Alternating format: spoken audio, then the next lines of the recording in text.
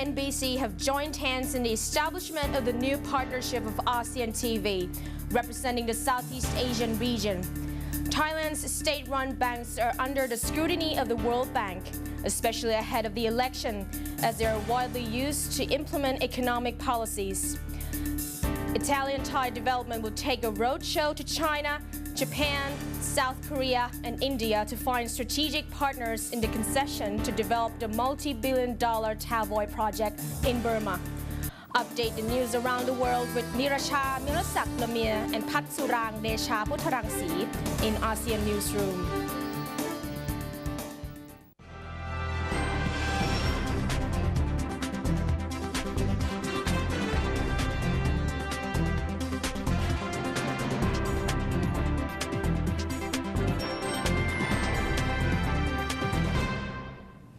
Good morning and welcome to ASEAN Newsroom. Today is Thursday, June the 9th, 2011, and you're with me, Nirasha Malisak Lamir. And I'm Patsurang Desha Putharangsi. Well, MCOT and NBC have joined hands to be key content players in the establishment of new partnership of ASEAN TV, representing 10 countries in the Southeast Asian region.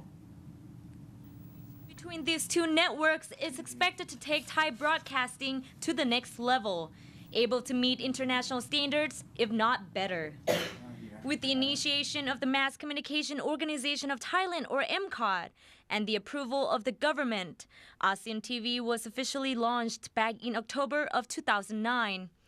The main objective was to turn Thailand into the broadcast centerpiece through which news and entertainment programs from the ASEAN nations, as well as the international community.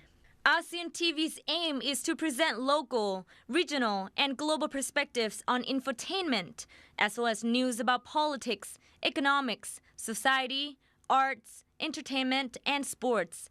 This includes covering the national policy of each country within the region, as well as to helping promote the collaboration and identity of ASEAN countries.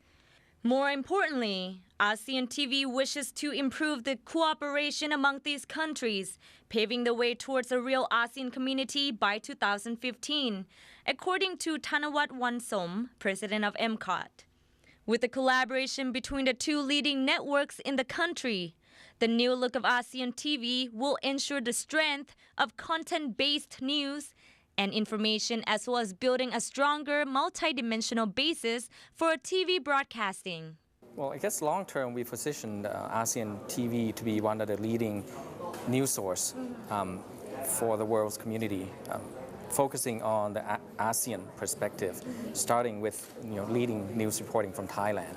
So in a sense, we're improving the standards of news reporting and presentation through ASEAN TV. Each network surely has different strengths. Now let's hear what they have to bring to the table. Combining the strengths of two organizations, obviously MCOT through its Thai news agencies have tremendous reach in terms of getting the news from different sources from all the leading news organizations. And in addition to that, Nation Broadcasting Corporation also has tremendous experience in terms of producing international or English language news, combining the strengths of two organizations, particularly with the editor-in-chief such as Kun Sudhichayun, who obviously has direct contact with leading authorities in many different areas. So we believe that the news content on the new ASEAN TV will be very rich, very powerful, and it's something that we invite all the viewers, not just in the ASEAN community, but around the world, to come and view. As there will be over 120 countries who can receive the satellite signal of ASEAN TV, it surely is hoped to be representing the uniqueness of the ASEAN region, as well as the alternative to conventional views of most networks. Well, we want to be the international voice from Thailand.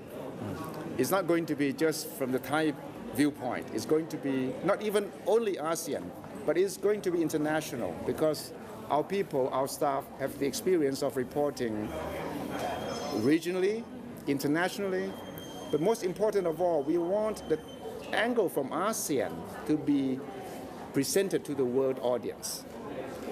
a lot of things that happen in Asia are being presented by Western TV, by Western media, good or bad. It's up to the judgment of each individual viewer. But most importantly, we want them to have the alternative view from ASEAN TV. ASEAN TV will try to provide the kind of news that is not normally reported by the conventional television stations, either because they don't have enough time or they don't have enough attention or focus. And that is why the big difference is that we're going to focus on the most important things in ASEAN for the world audience. And we have no doubt that with MCOT and Nation joining hands, the standard of reporting, the depth and the deep understanding of the region will be available to the world audience. 120 countries can receive ASEAN TV. That, I think, has a wider reach than a lot of other TV stations around the world. Okay. The first big task that the two networks will have to prove is the capability of ASEAN TV to cover the upcoming Thai election, which will be the first time a Thai election is covered in English. The official broadcast date of the new edition of ASEAN TV is set to be on June 21st. Wichitra Duangdi, ASEAN Newsroom. Thailand's state-run banks are under the scrutiny of the World Bank, especially ahead of the election, as they are widely used to implement economic policies.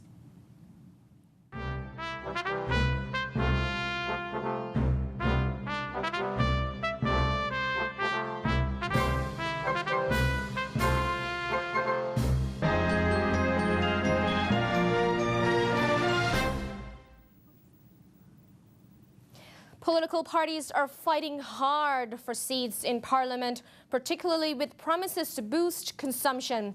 Lack of long-term economic management policies and concern over political uncertainty after the election were cited as the main reasons for the recent fall in the Thai bourse. The composite index yesterday tumbled 20.17 points, or 2%, to 1,014.58, the lowest since March 18. Foreign investors turned to net sellers, which sells outpacing buys by 6.31 billion baht. In response to a question whether the balance sheet of state banks might be adversely impacted by the populist policies, World Bank country economist Federico Gil Sanders said the state banks would be closely monitored. Sanders said political parties' promises to have state banks extend loans to farmers and consumers could further increase these banks' outstanding loans. The loans increased sharply during the economic downturn in 2009, while commercial banks' lending activities just picked up last year. Kirida Phaichit, a World Bank senior economist, said the bank's balance sheets were in good shape now, and the World Bank is working closely with the Finance Ministry on improving these institutions' management. The election commissioners yesterday voted 4-1 to have the no vote billboards removed for violating the electoral law and the cleanliness ordinance. The People's Alliance for Democracy, or PAD, and the Heaven and Earth Party yesterday unveiled a second batch of 5,000 billboards designed to promote the no vote campaign in Bangkok. The billboards will feature candidates with buffalo, crocodile and tiger heads, as well as caricatures of Democrat leader Apisit Vejjajiva and former Prime Minister Thaksin Shinawatra. PAD spokesman Pantep Purapongpan said that the billboard had been sponsored and used for campaigning by the Heaven and Earth Party. The party is a PAD ally and has joined the race in order to encourage people to cast no votes. Candidate Sam Ditlertbut said the party had added its logo and number 18 to every billboard in compliance in campaigning rules. The first billboards will depict the idea of running from a tiger into the clutches of a crocodile. The second billboard will depict two buffalo-headed candidates dressed in blue and red suits.